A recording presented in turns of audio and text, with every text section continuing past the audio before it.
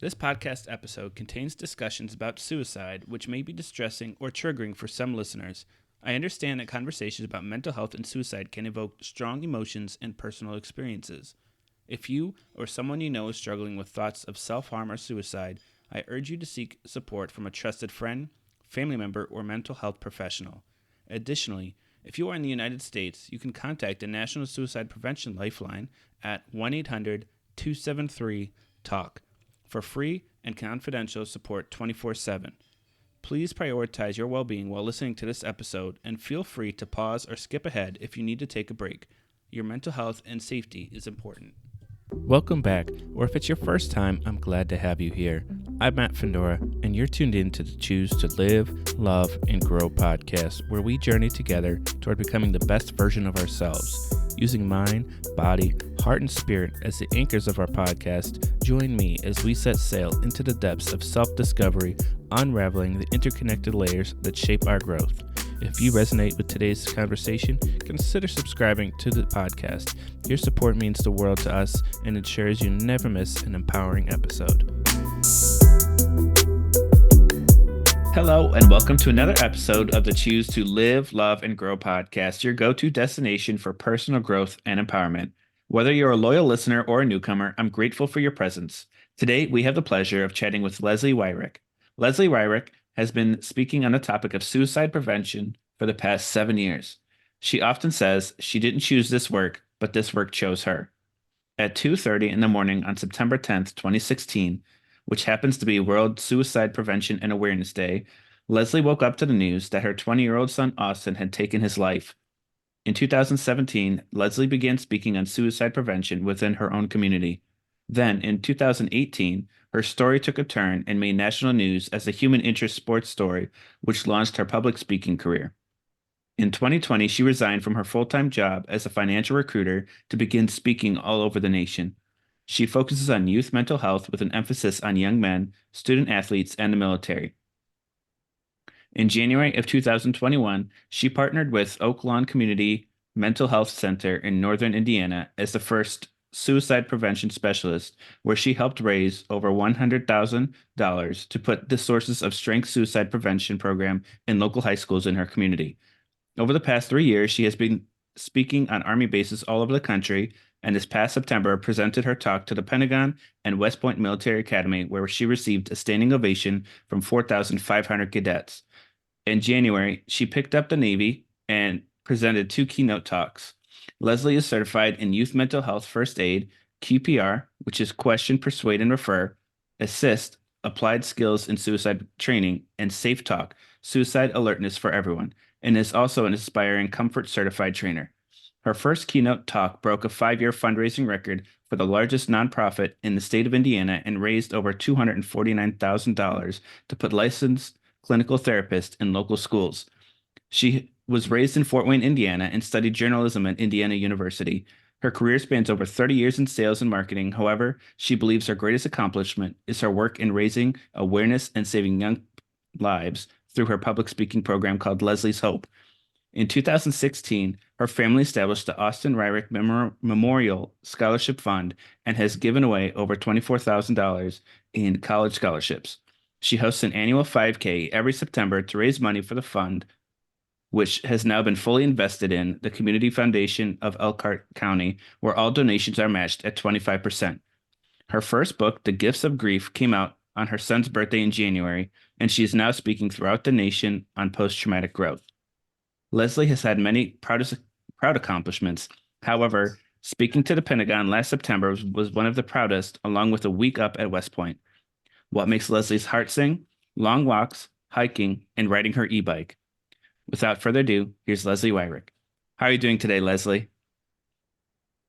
I'm doing well, Matt. Thank you for that introduction. I really appreciate the time that you're giving me today to talk about, men's mental health, young men's mental health, and everyone's mental health, right? Yeah, it's absolutely an important topic, and I don't think we really stress enough the importance it is for young men to take care of their mental health. So I'm glad that we can actually have this conversation and hopefully teach somebody something or help somebody go through something that they're going through.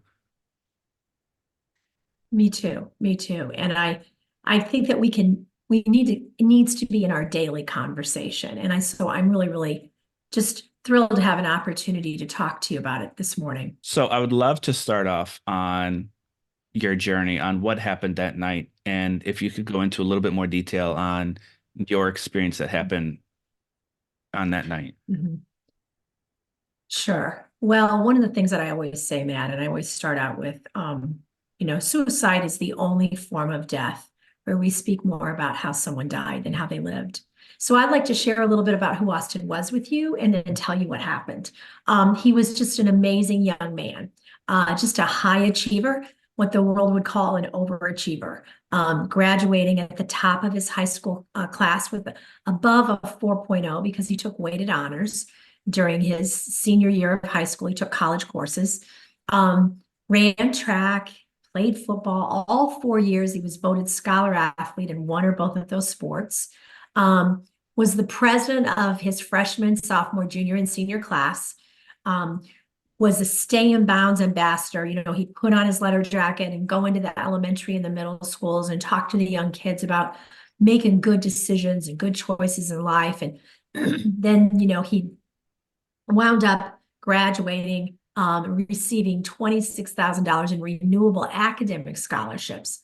So, it surprised us for a minute, but not too long, that he chose one of the last two remaining all-male colleges to attend, Wabash, which is west of Indianapolis. So joining the class in 2014, he was looking for all kinds of leadership opportunities there. He was the president of something called the Independent Men's Association, where they about half that student body belongs to fraternities and the other half does not. So the half that does not, Austin represented because he was a very independent thinker, independent kind of guy. So he was president of that group. He was also a member of something called the War Council. Now, the War Council stands for Wabash Acts Responsibly. And they'd help students with a lot of issues dealing with alcohol on campus or drugs or anything that, when life would overwhelm them, maybe their freshman year, they would help them. It was a mental health initiative on campus. And on the morning of Monday, September the 12th, Austin was scheduled to lead that meeting with the topic being men's mental health on campus. And as you know, in the introduction, you mentioned that our son never showed up for that meeting because in the early morning hours of Saturday, September the 10th of 2016, our doorbell rang and our life was changed forever with the news that our son had taken his life. So, in the middle of the night, we're rushing to Indianapolis, which is about a good 2.5 hours, from where we are. And it was a terrible thunderstorm that evening, the worst weather ever. We got about 20 minutes, 30 minutes down the road, and my cell phone rang. It was the emergency room doctor who had asked if we could pull over to the side of the road where he could talk to us. He told us that the ambulance had arrived with Austin and that there was no pulse. So as you can imagine, my husband and I, we just sat in darkness on that road, Matt, and just in shock. And we drove on for the next 2 hours or so in complete silence. And we got to the hospital, got close to the hospital. We pulled in and my husband looked over at me and he said, "You know what, Leslie, I just feel like even God's crying with us tonight." And I believe that he was. And we got in there and we were greeted by the chaplain, immediately taken to the back and asked if, we wanted to see our son. That was the first question that we were asked by the doctor and the nurse. And I don't know, even now, 7 years later, Matt, I say this when I give my keynote talks, where these words came from, but I immediately just said no, because our son's not even here anymore. And that's a personal decision that every family has to make. But for my husband and I, we knew we did not want that to be the last memory we had of our son. And we've never ever regretted that decision. But here's where I said my first glimmer came from in that night. And I call these glimmers of hope because I was grabbing for anything with hope that I could find that night. Because when they picked Austin up at Wabash, which is about 45 minutes west of Indianapolis, he had a heartbeat. He was still alive. So by the time we arrived at the hospital, I was kind of shouting out things that were time sensitive, that we needed to know. And I said, I wish we could have donated some of his organs because he was so big and strong and healthy. The doctor asked if he'd signed his driver's license. And I said, I know he did because I took him to get his license. I was with him.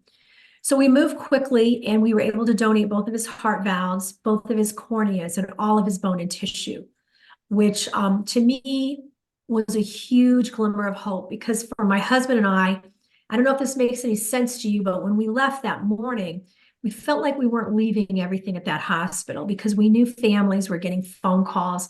People's lives were being restored and changed because of Austin's decision to become an organ donor. So I'm a huge advocate for organ donation as well. And that's something I speak about when I give my keynote talks. Make sure you sign the back of your driver's license. It's so important. So that was a little bit about that evening, Matt. And it was a long night. And we drove home the next morning back to Goshen, Indiana, where we lived, to just, with social media and onslaught, everybody knew, everybody heard, everybody was, showing up at our house. And we had a lot of community support. And I honestly don't know, and we're people of faith too, but I honestly don't know how anyone gets through this type of a loss, the loss from a suicide, without the support of family and friends. It's so important to get you through it. So that's a little bit about what happened that evening. As a parent, how did you handle that grief over the next day, weeks, months, years? How did that transition happen for you? Well, our first priority after Austin died was our daughter, who he took his life 3 days before her 17th birthday. And when the police were on our front porch telling us everything, she's at the top of the stairs in her bedroom listening. So we knew that, we needed to make sure that we covered her, and that we protected her from, rumors or anything that was going on. So we really shifted our focus to her. And getting her through her junior year and then the rest of her senior year as quote unquote normal as possible. So that's really what we did. But, for ourselves and for myself personally, and I talk about grief, and we can talk about that in a little bit later, but I wrote a book on it. But grief from suicide is very complicated because there's always guilt attached. There's always, what did I miss? What didn't I see? The last day of my son's life, let me tell you about the last day of my son's life. The last day of his life, he FaceTimed me for 45 minutes about 1:30 in the afternoon, Matt. And he was on top of the world. He told me all about his classes that semester. He was not playing football. He was going to put his focus toward getting ready for grad school. He worked out and lifted weights at 4 o'clock that afternoon. Not exactly something you're going to do if you're planning on taking your life that evening. Called his dad at 6 o'clock that evening. His dad was out mowing the yard. He turned the lawnmower off and talked to him about all the football games coming up that weekend, what he was going to go see, what he was going to go do. And my husband's so glad that he did, because, that'd be the last conversation they would ever have. And so about 7:30 that evening, he met his friends out for burgers at this favorite little burger joint that they had there on campus. They all met there. There was a whole bunch of them. And, we tracked his credit card, so we saw everything that he did. And, my son, as I say, and we can talk about suicide, which I really would like to talk about, the perfect storm of suicide. I don't believe suicide is ever about just one thing. I believe it's a culmination of things. And I think it's a perfect storm of events, things that are happening in your life that are leading up to it, and particularly for young men. And when I speak about young men, Matt, I'm talking about, let's just call it under age 30, particularly under age 25, where we can talk about the brain a little bit, but the prefrontal cortex is not fully developed. And that is where the higher level decision-making and reasoning take place, impulse control. So when you take a young person like Austin, you could say his suicide occurred over the breakup of a relationship. Yes and no. She definitely was the culmination that evening of what he decided to do, but there were things that were brewing and there were things that were happening. And when I look back on his life, I look back on his freshman year in college. Our son loved the game of football. I mean, he would walk out on the field on bloody knees to play. I mean, he loved to play football. He had three back-to-back-to-back injuries his freshman year. Nothing major, but just enough to just mess him up physically. His first one, he just shredded some tendons in a left ring finger. It was called a boutonniere deformity. So he had a splint on that finger. And we were going to eventually get that finger repaired when he quit playing football. And then a couple weeks later, he separated his AC joint. So in his freshman year, he had a splint on his left ring finger and a sling on his right arm at the same time, carrying a laptop, trying to go to class, all that. 3 weeks after that, he's down in a stand and he dislocates his elbow.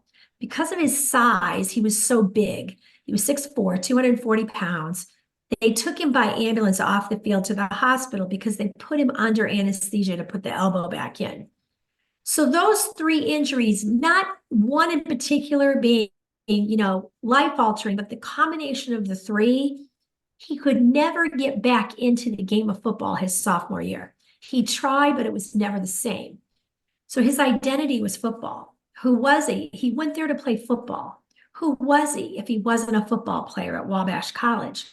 So I saw the downward spiral in his mental health. And that's one thing that I really, really talk to colleges about is when you have a student athlete who gets injured, it is so critically important, particularly if it takes them out of the game and out of the sport for a while, that if you're wrapping the ankle, if you're wrapping the arm, whatever you're doing, you need to be wrapping the brain.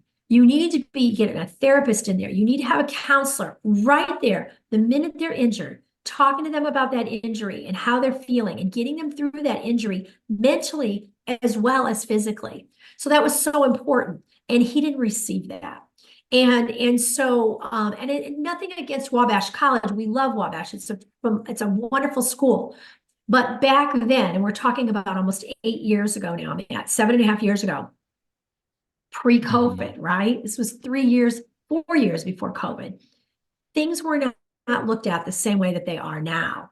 And I'd like to say we've made progress, but there's still a long way to go. So when I look back on Austin's suicide, he gravitated toward a relationship, and I say took his life over a young woman that he knew less than 6 months. My son lost his identity in playing football his freshman year, struggled into his sophomore year, met her at the end of his sophomore year, and took his life at the beginning of his junior year. So there were factors that were brewing and leading up to that. Now, we had him in counseling the summer before he died. He was in counseling. He was home working. And we thought he was doing much better. Actually, we thought he was doing a lot better. We thought the relationship was over. It was not a healthy relationship. He knew it. He told people, he's like, my parents are right. This is not a good relationship. But it had not ended, unfortunately. And so she was older than him, had moved up to Chicago, was working. And, so there were just a lot of factors involved. So suicide is really a perfect storm. It's really things brewing. So in that moment, which we can talk about that moment, and I'll talk in a minute about what led to our story receiving national attention. But in that moment, I say my son had an amygdala hijack, because your amygdala, the back of your brain, first part to develop, fight or flight, right? Fight or flight or freeze. I said my son had an amygdala hijack. In that moment, he couldn't think. And it was like his brain was offline. And so I think if people can think about suicide in that way and really understand the way the young brain develops, they'll have a lot more empathy and a lot more compassion toward it. So we all, I went into grief counseling. I received grief counseling after he died. My husband, he dealt with things differently. Men and women grieve very, very differently. And my husband's always been a cyclist. He rides his bike, but he took it to a whole new level. And he, after Austin died, started riding in memory rides and things like that for Austin, and now rides thousands of miles a year. At 67 years old, he's still riding his bike. And so we all dealt with it differently. But it definitely took a toll on all of us. And, I'm going 7.5 years later, it'll always be part of our story. But we feel like we have taken what we've learned from Austin and we've shared our personal story of loss and we've used it to help so many other people by sharing our story. So I know that's a long answer to your question, Matt. So when it comes to that moment where and that if that event happens where they start having those thoughts, how can somebody shake or remove themselves from that moment to where they don't act on their impulse control? Right, that's a great question. I really believe, and when I speak to young people, I speak on military bases a lot. We can talk about how I got started on military bases several years ago, but let me back up and tell the rest of our story, and then I'll answer your question. So Austin took his life on September 10th of 2016, which, as you know, is World Suicide Prevention Awareness Day. On the 2-year anniversary, September 10th of 2018, the co-captain of his team, a young man out of Carmel, Indiana, Evan Hansen, also died by suicide. We received a message that afternoon saying, Mr. and Mrs. Weirich, I don't know if you heard, but Evan Hansen, the co-captain of the team, took his life today, and I didn't want you to hear about it on the news. So getting back to that, both young men knew each other, both died by suicide. This is getting around to answering your question here, Matt. Both had very different stories. My son's was mostly kind of sort of over a relationship, but there was more involved in that. Evan's was over football. Evan had been playing tackle football since he was 7 years old. I'm not an advocate of young boys playing tackle football at all. That's a podcast for another day. But Evan's parents, Chuck and Mary Hansen, who become very good friends of ours now, they were brave enough to donate Evan's brain tissue because it's the only way that you can determine whether you have CTE, chronic traumatic encephaly. And Evan's brain tissue came back, confirmed stage 1 CTE, which is progressive. Evan had been doing searches on his laptop. He knew he had it. So both young men, both had very different circumstances leading up to that moment. But as you said, what triggers that moment and what can keep you here for another day? So one thing I learned when I worked for Oaklawn, the Community Mental Health Center, was that heightened sense of suicidality where your brain is so overwhelmed, you can't even think. I don't believe anyone takes their life because they want to die, Matt. And I guess I should go first of all and say, no one's trying to kill themselves. No one wants to die. They want to shut off pain. They want to shut the pain down. How do we stop that pain? And in that moment, that brain is not realizing, if I do this, there's no coming back, but I got to get this pain stopped. I've got to stop this pain. So they pick up a firearm or whatever, and they end their life, and there's no going back. But what I believe is, and this is what I talk about, is connection is so important in our lives. Connection. And what do I mean by connection? Connection with another human being, not connection with a screen, not connection with an app. Now, there's a lot of great mental health apps. There's nothing wrong with that. But when you're in that heightened moment, which I learned from the mental health center, can last anywhere from 12 to 24 hours, that heightened sense of suicidal ideation. If we can get you to hold on in that moment, there's a greater than 90% chance you'll never die by suicide in your life. So how do we take that 12 to 24 hours, and what do we do in there? We insert people. We insert a connection. How do we do that? With young people, I have an app called Not Okay, and they can put in there up to 5, I say, trusted adults over the age of 25, right? Because we just talked about the importance of that, being over 25. And it's like a GPS locator, Matt. Actually, it was created by a young woman, or a brother for a young woman who had diabetes. So she had a blood sugar low, but it's really been real effective with suicide prevention. So you put the names in, the people have to accept that they're in your trusted circle. You get in trouble. You're having that moment. You have a covenant agreement. You will do no harm to yourself till you click Not Okay. You're going to sit where you are, whether it's on the side of the road, whatever. They're going to come and get you. They're going to pick you up. They're going to take you out and buy you a burger, whatever. So I think connection is huge. You have to have at least a minimum of 3 people. Why 3? Because 3 people, one might not be around or the other, but you've got 3. I say up to 5 is good, but 3. You need 3 people. You need to have that on your phone. It needs to be just automatic that if something's going on. And, I tell them, I'm like, you don't have to be suicidal to click not okay. You could be having a really hard day. Things are really hard. You click not okay. Somebody's going to get to you. Because 9 times out of 10, we can't solve each other's problems. But when we listen, and when someone says those problems out loud, when we get them out of the back of our brain, okay, they lose a lot of power.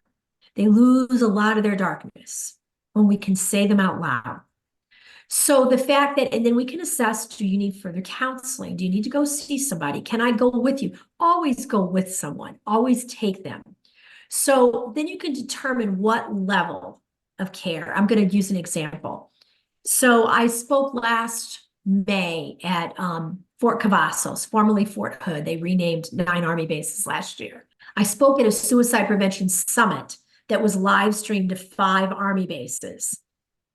After I spoke to leadership, I went on for the next 3 days. I did 5 more talks. I do 90-minute talks. They're long, they're lengthy, but they go by quickly. We go through the brain, we go through our story, we do a lot. The last day, the last talk on Friday, I don't know why I did a shout out to the great state of Indiana, Matt. I said, hey, any soldiers out there from Indiana? I had one soldier from Indiana. Guess what his name was? Wow. Austin.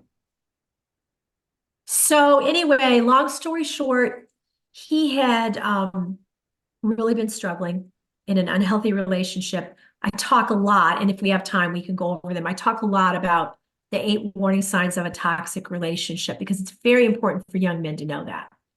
The 8 warning signs of a toxic relationship, how to know if you're in a toxic relationship.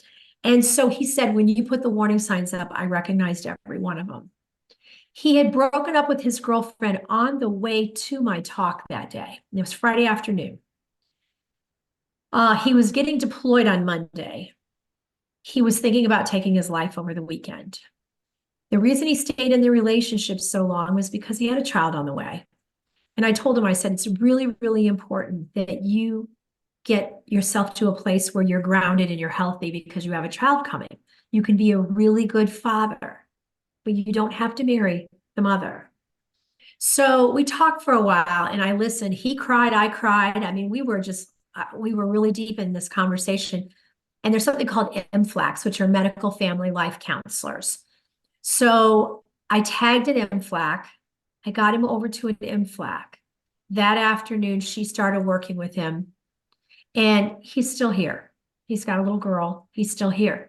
So many times the listening part, I always say the importance of what I do when I go on these military bases, it's not what I say, Matt.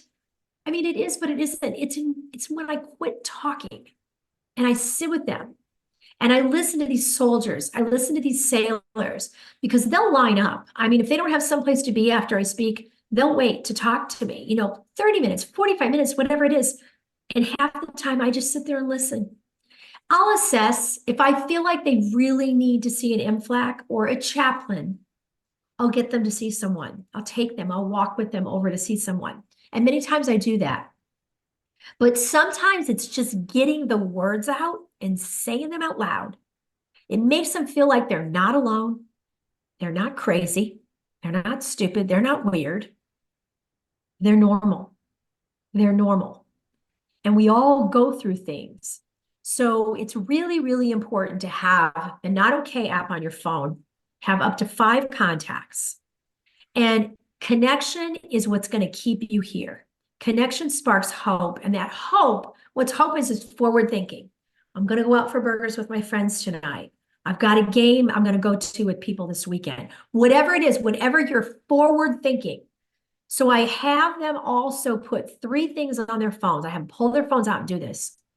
My 3 reasons for living today are And I tell them, I say, it can be anything. It can be your dog. They're your reasons, not mine. And you need to say these over and over and over to yourself in the shower, when you're walking. Say them out loud. Your brain needs to hear them. We're talking about neuroplasticity, but say them out loud, right? So my 3 reasons for living today, I said you can change them up. I don't care, but keep them in there and at least a minimum of 3 contacts in your phone. Those are the things that are going to keep you here. Gratitude, we know, is good for the brain. And you've got to have somebody that you can call in the middle of the night, in the middle of the day, whatever it is, and they will be by your side to sit with you through this time till you can get to a place where things look a whole lot better than they do right now. Because as I tell everyone, Matt, if my son could come back here today, I look at him because I have a sketch of him in my office here. If my son could come back here today, he'd be the first person to tell you what an incredibly stupid thing he did and how he wished he could take it back. He'd be the first person to tell you that you never want to ask someone to have to identify your body after a suicide. But he can't. So I'm speaking for him, and I'm speaking on behalf of my son. And I'm giving these young people things to hold on to until they can get to a place where things look better. So that's a long answer too, but that's my answer. So Yeah. I know that you focus on young men because of your son. Do you think there is a big difference between men's mental health and women's mental health when it comes to the younger ages? I do. And I will say this, I want to maybe correct you just a little bit there. I speak on men's mental health because 79%, and let's just up it to 80%, Matt, because we know suicides are always underreported. 80% of all suicide in our country is young men. That's why I speak about men's mental health. And getting back to why I speak on military bases, because I'm a woman of faith. I've been speaking in schools. I've been working with schools, and I love schools. Schools are important. But I prayed a couple years ago. I'm like, because I'm not a young woman. I'll be 65 in September. I've got a limited number of time to work, and do what I do. God put me in front of a big audience of men. Now, do I speak to young women on basis? I do. And I speak to them just like I speak to the young men. But the majority of people that I speak to are young men because the majority of suicides are happening to young men. Young men, the leading cause of death right now in our military is suicide by personal firearm. The catalyst that flips the switch, if you want to talk about, keeping them here, right? The catalyst that flips the switch is the breakup of a personal relationship. So I go in there with a lot of, I share, my military background is I had 5 older brothers. 4 of the 5 served in the military. 2 were in Vietnam. I lost my 34-year-old brother to the effects of Agent Orange in 1980, many, many years ago. He was the youngest judge in the state of Indiana. He was a judge at 29. He died at 34.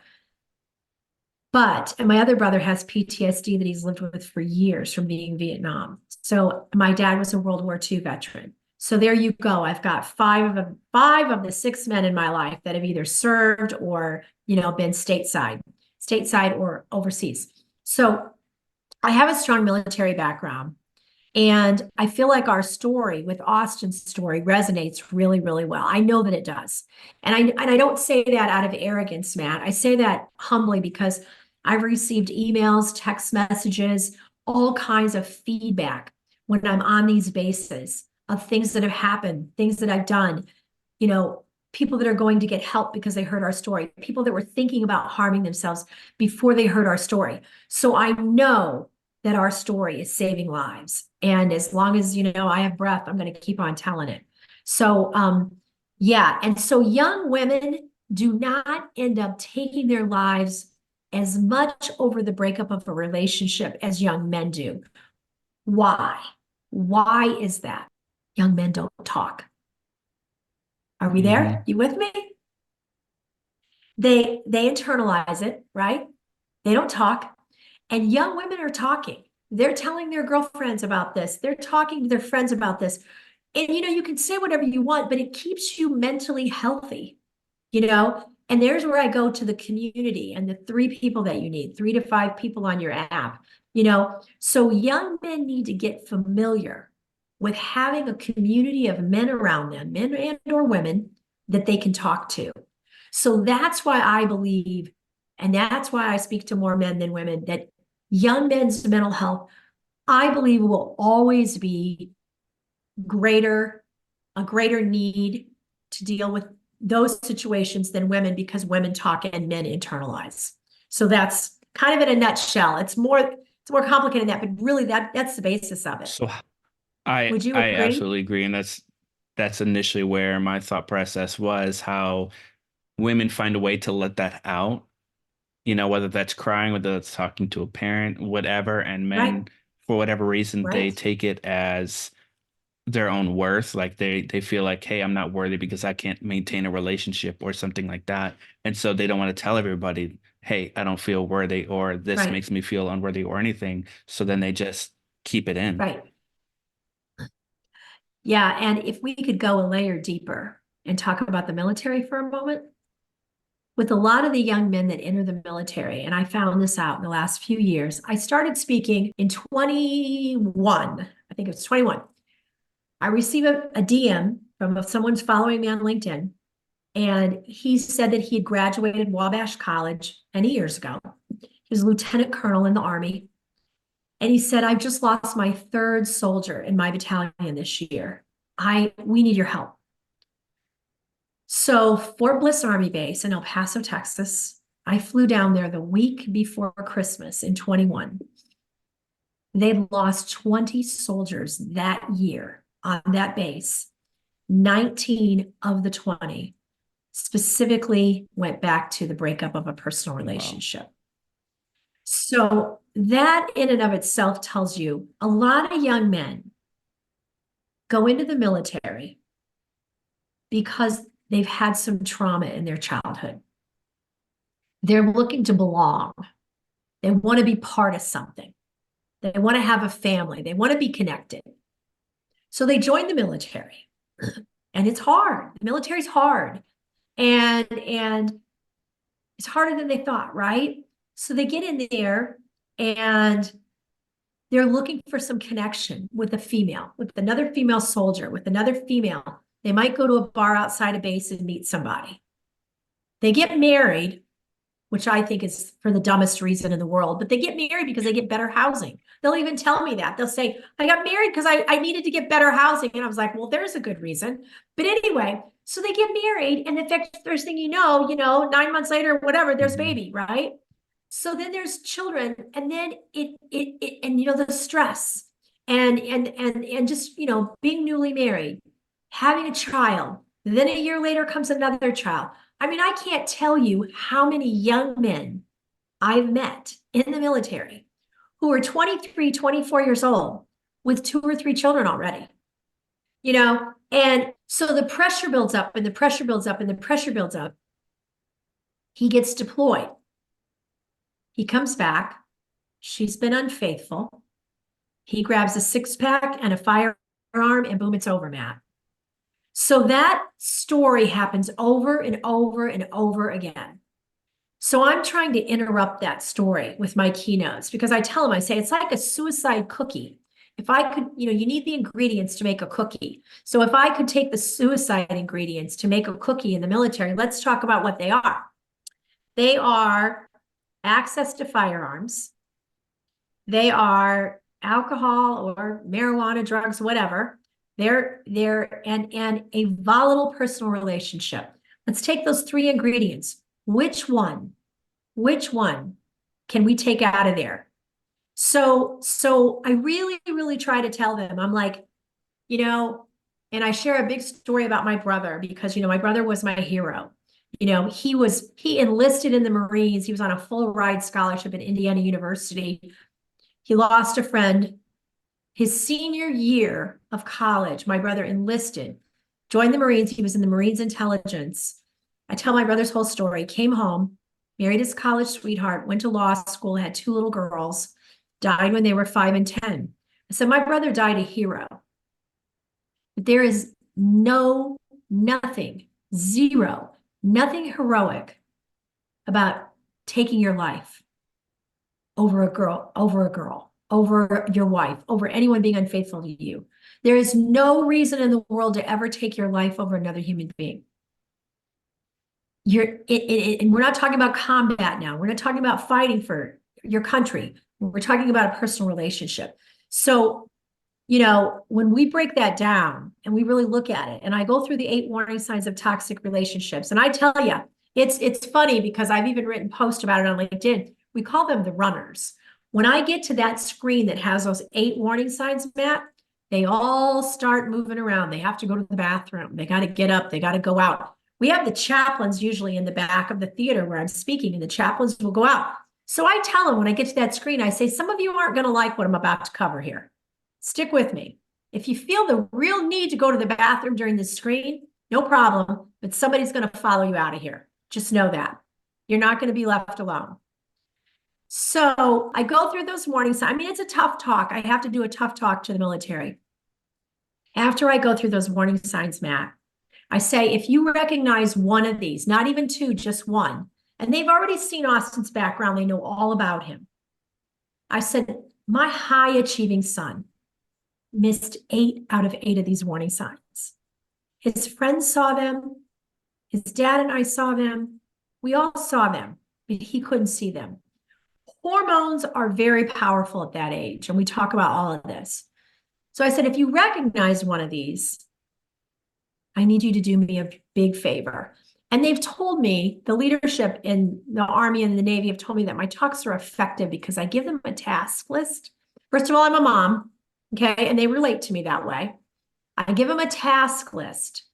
So then when we go through the 8 warning signs of a personal relationship, I said, if you recognize one of them, I need you to do me a big favor today, not tomorrow, but today. Nobody plans on this happening, but it's happening in record numbers right now in the military. I need you to lock up your firearm. I need you to give your firearms to a battle buddy. I need you to give them to somebody where they'll be safe and locked up. And when I was at Bliss, the second day, the chaplain came to pick me up at the hotel, and he said, well, Miss Leslie, he was very Southern. He's like, well, Miss Leslie, you made our chaplaincy office real busy yesterday. I said, well, I guess that's why I'm here, right? He said that there was a married soldier. He came in the next day and said, I need help. And the chaplain said, well, why do you think you need help? And he said, well, I did exactly what she said, and I locked up my firearms. He said, last night, if I would have had him, I would have turned it on her and then shot myself. I need help. So the chaplain said, there's 2 lives, Miss Leslie. Let's just keep on going. So my talks are hard to have. They're hard to hear, but they're life-saving, Matt. They're life-saving. And that's why I do it, Mm-hmm. And and it just shows how necessary it really is to have those conversations. Very, very, because the impulsivity of the young brain cannot be underestimated. If there's only one thing that people can hear me say in this podcast, the impulsivity of the young brain cannot be underestimated. So let's keep you safe till that brain gets a little bit older and you can think a little more clearly. One other thing I really want to touch on is men tend to be very skeptic toward getting help and saying, hey, I feel I'm in this moment.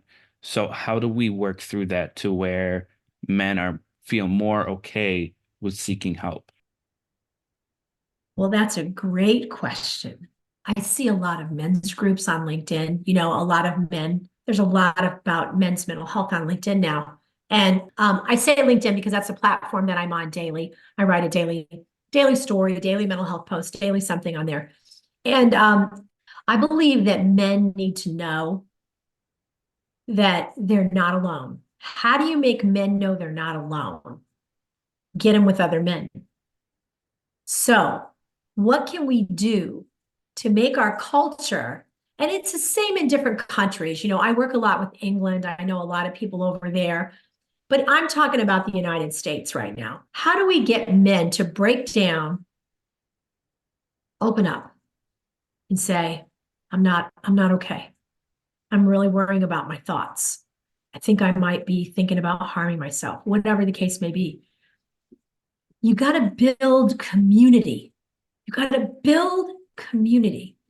And the one thing about COVID that was good, not good, good, whatever, like me, I work out of my home. I'm here in my house, quiet, all day working. I don't see another human being unless I go off to speak somewhere or I go out and do something. It's really, really important for men to not isolate. And so many men isolate, or, they have their family, but you need beyond family. You need people that are your age, they're raising kids too, or they've got, pressures with their job too, or whatever.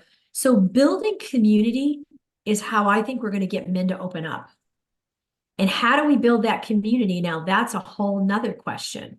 And a lot of people there's a lot of communities out there, and a lot of people are trying to do more with men's mental health. But I think really, really belonging to something outside of your family, whether it's a group you go to, it's a like, I mean, I know with a lot of men, sports is a big thing, and they're coaching, or they're involved with their kids' sports, and they see other fathers there. I don't, and not that that's not a good place, but I think you need a dedicated place where you can talk and build that community up. And once you build that community up, then you've got an opportunity to reach somebody when you can see, because you're getting to know each other. So you get an opportunity to see somebody when they're struggling, or when they're not showing up, or when they're having, so I think therein lies the answer to helping men's mental health, is getting men to build community around them. And how do we do that? We've got to be better at reaching out to people and pulling people in.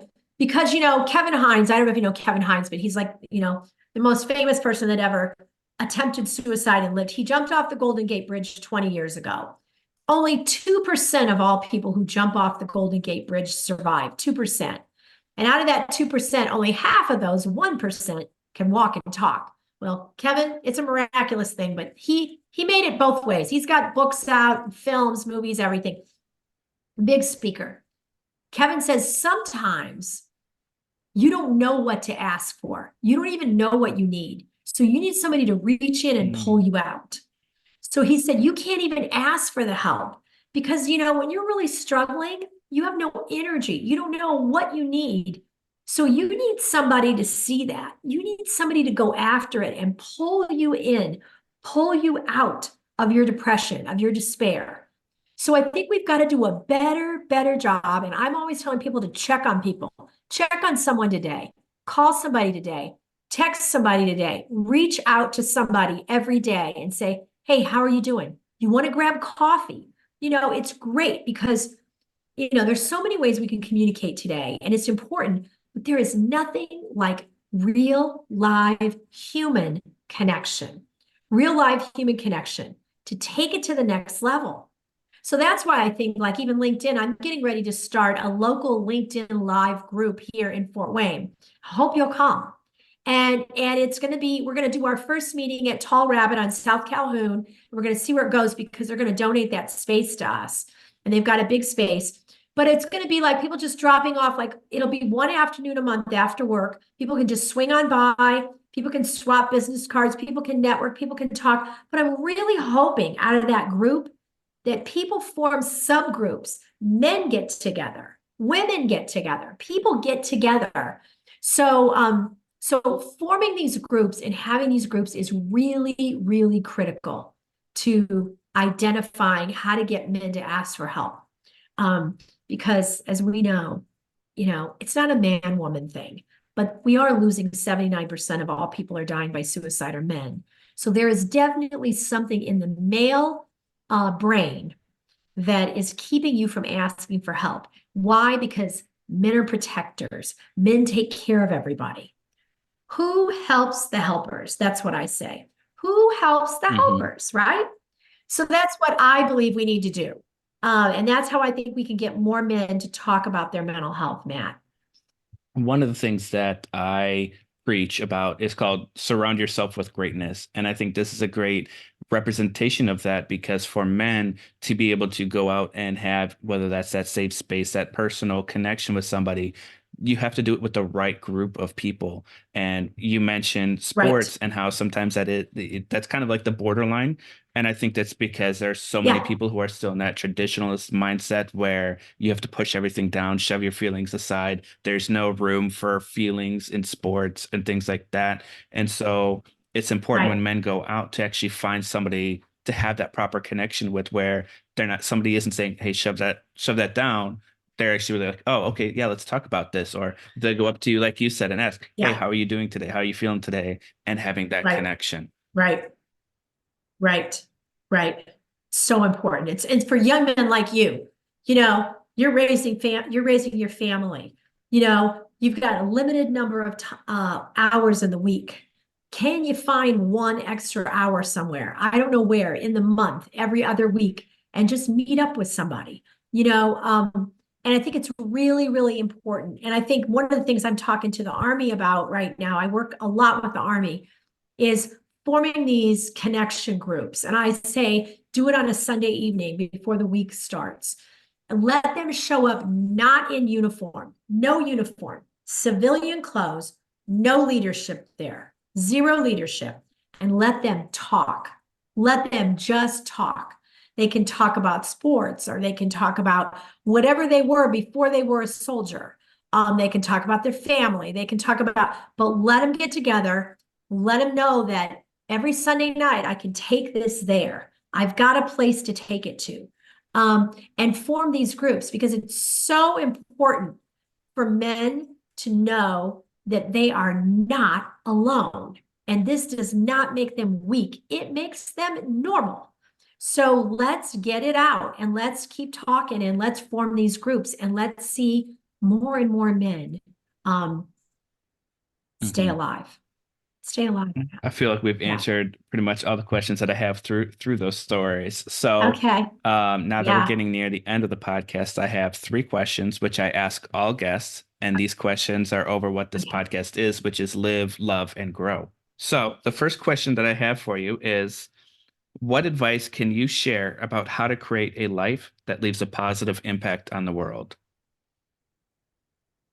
Ooh. Um, if you follow me for very long or you follow me, I talk a lot about service and doing things for others. So in my own life, I'm not going to have, people my age have grandchildren. I'm not going to have grandchildren.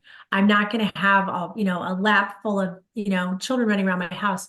So my legacy that I leave will be what I do for others. I have lots of children in my life and I'm really blessed, but I feel like we have to serve and the thing about doing something for someone else, it pulls you out of yourself. So if I could take just a minute to talk about my book. So I wrote a book called The Gifts of Grief. Okay. The Gifts of Grief came out January the 5th, which would have been Austin's 28th birthday. And I've had a lot of loss in my life, not to give my whole book away, but I've had a lot of loss. Lost two infant daughters. I lost Austin to suicide when he was 20. I lost my best friend of 31 years in her sleep. So I've had a lot of lost two brothers to cancer. I've lost a lot of people. But what my book is about is my personal journey of grief. And each chapter is dedicated to someone that I lost, their life, who they were, what I learned from their life, and how their death prepared me for what was coming next. And the final chapter, which is Leslie's Hope, talks about post traumatic growth, what we've done since we've lost Austin, what I'm doing with our story. So for me, I feel like it's really, really important to serve, Matt, because when you serve, you think you're helping someone and you are, but you're really getting healed. So I think Viola Davis says they say to love is to serve, but I think to serve is to heal. And I would I agree with love it. that. The So, second question I have yeah. is, what are some practical ways people can cultivate self-love? Ooh. it's really hard when we're in the throes of depression, right? Because we have a lot of negative voices going on, a lot of negative stuff going on. So I think it's really, really important to cultivate self-love between your ears, right? So I say, you know, there's a way that you can stop the negative thoughts. It's not easy, but I would say, I'm listening to a mental health series now, and he talks about, if you have potty trained or housebroken a puppy or a child, you can stop the negative comments. So, and you redirect them. So I think it's really important to have something to tell yourself when the negative comments come. And so it's like an automatic, it's like a default, right, Matt? Until you get better at it, which you will, give yourself a pop. What is maybe the best thing you've ever done? What's something that you're really proud of that you've done? Every time you start to get a negative thought in there, put that positive thought in and say, okay, but you know what? I spoke at West Point last year to 4,500 cadets. Boom. Right? Or what could you do? So to take the negative and replace it with a positive, to me, is a huge way that you can cultivate self-love through your thoughts, because your The thoughts third are and final everything. question I have is, what is one actionable tip someone can do today to grow 1% better? Oh, okay. I'm going to kind of turn that around a little bit. I like that question. Um, I would say, for me personally, and the work that I do, serve. Take something today and turn it around and give it out. Give it to somebody else. Do something. Drop off a coffee card. Check on somebody. Take somebody out to lunch. Whatever it can be, connect with somebody in person today. Because that in person is really huge, and you will grow like you cannot believe in person when you're with someone. So take whatever you're doing in life and turn it around and make a phone call. Get with someone in your community today, tomorrow, this week, relatively soon, and spend time with somebody in person every week that has nothing to do with your work, but it's somebody that you want to know better, somebody you want to listen to better. And so that is something that I think, to serve somebody and to go out and be with somebody every week, a different person even. I set up coffees. I do a lot of coffees. So, I have a special place I go, and I set up a lot of coffees here. So, love to have coffee with you sometime, Matt, if you ever want to grab a cup. But, it's so important. And I've met so many great people doing that. And I've had so many good conversations. So, yeah, I think it's really important to do something for Hmm. somebody I love else. those answers. Absolutely. How can people connect with you?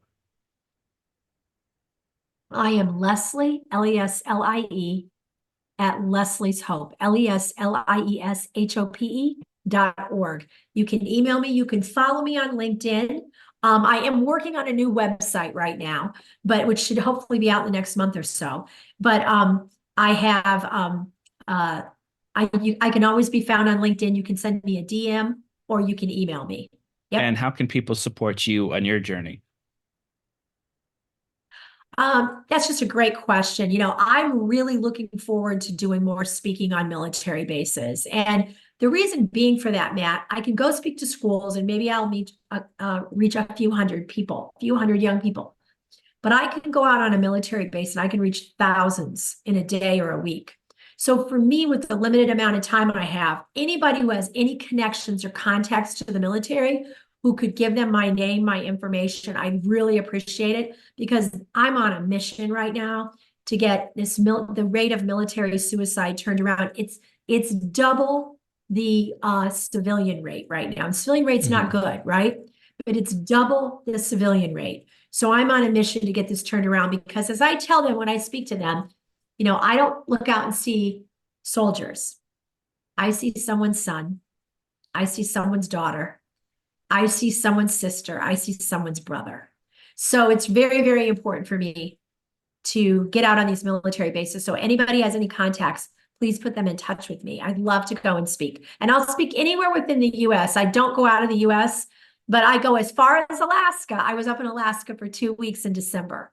So yeah, so I will go anywhere within the Okay. US. Well, Leslie, I just want to thank you for coming on this podcast and acknowledge you for all the work that you've put in into helping young men, young women work through uh, these troubling times and taking your story of grief and loss and being able to translate that into helping other people work through these things. Thank you, Matt. I appreciate you having me on. Thank you for listening to today's episode of the Choose to Live, Love, and Grow podcast. I hope you took something away from this episode that you can implement today, just like I did. May is Mental Health Awareness Month. I have a lot of great guests scheduled for this month that focus on mental health. During the month of May, I will be providing free resources to help improve our mental health. You can expect these resources to be sent to your emails if you subscribe to the Choose to Live, Love, and Grow newsletter. You won't want to miss these episodes.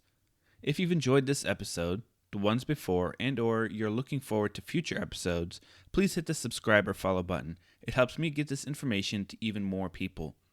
No matter what you do, choose to live, love, and grow. Thank you, and have an outstanding day.